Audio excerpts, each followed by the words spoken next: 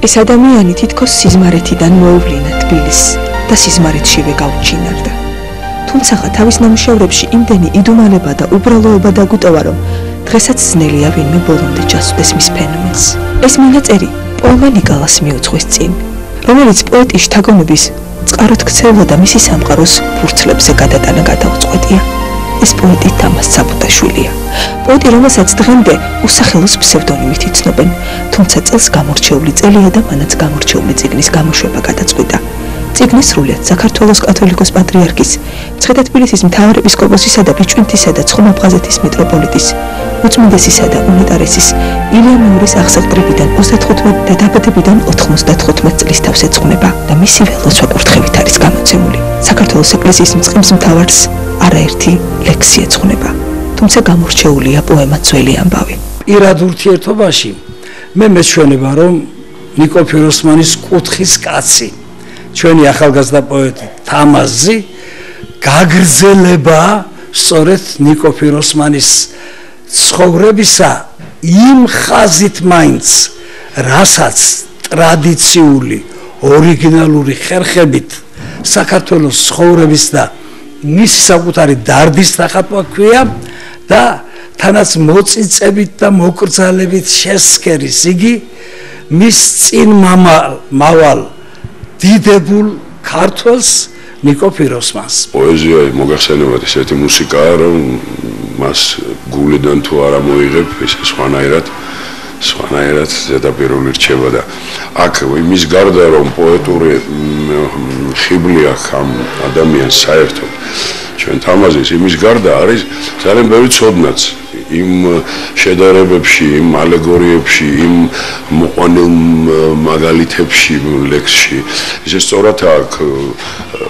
სწორად არის გასული საუკუნეებზეც კი ოდნავ შეხებით, რომ გასაკვირიც არის და სასიხარულოც ეს საოცარი ნიჭია, როდესაც შეგიძლია იარო გზებსა და ოკეანეებზე და ისტორიასაც შეეხო. თავმდაბალი, რომელიც თავის სულიდან ყველანაირად ნაღდ ემოციას გადმოცემს, რაც ყველაზე მთავარია ხელოვნებაში. ალბათ ფიროსმანის სახში ტყუილა არა ვარ, ეს კაციც ფიროსმანივე ქიზიყელია და აი სინაღდე აკავშირებს ფიროსმანთან, რაც მის შემოქმედებაში ყველაზე გასასმელია, რომ ეს არის პირდაპირ გადმოღებული ემოცია. ახალგაზრდა ადამიანი მერვე შვილის მოლოდინში, სამი შვილის ბაბუა, რომელიც თავისი განვლილი ცხოვრების მანძილზე შექმნის და კიდევ მოახერხებს იმას, ყოფითობას, გამიჯნოს ლიტერატურა, ეს უკვე კარგია.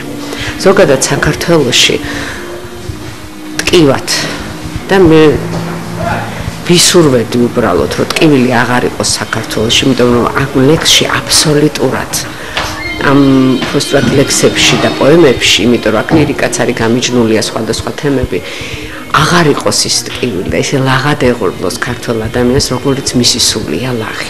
იმიტომ რომ თამაზი ძალიან ლაღი და სუფთაა. როცა ბატონი თამაზი ამ თავის პოემას ქმნიდა, ფიროსმანის მუზეუმში დადიოდა და წარმოიდგინეთ, გაიგო, რომ ღამეც აქვს გათენებული და ყველაფერს ხელით შეხებია, როცა ამ პოემას ქმნიდა. უნდა მოგახსენოთ, რომ ბატონი თამაზის შემოქმედება რაღაცა სხვა კუთხით დაგვანახვა პოეზია. აქ იგრძნობა, გაიგე, სოფლის სინოყივრი, ქიზიყური სოფლის სინოყივრი.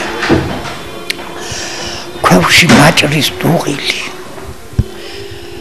და იგრძნობა იმ ხარის ზმუილი, რომელმაც ადამიანის გადარჩენა იდო თავს.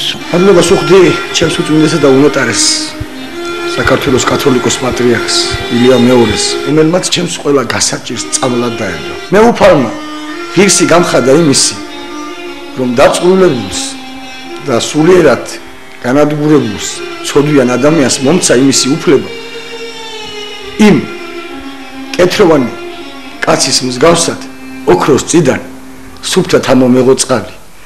მე სუფთა წყალში არ გულისხმობ ჩემი პოეზიის სიძლიერეს, მე გულისხმობ ჩემი პოეზიის სიგულწრფელეს.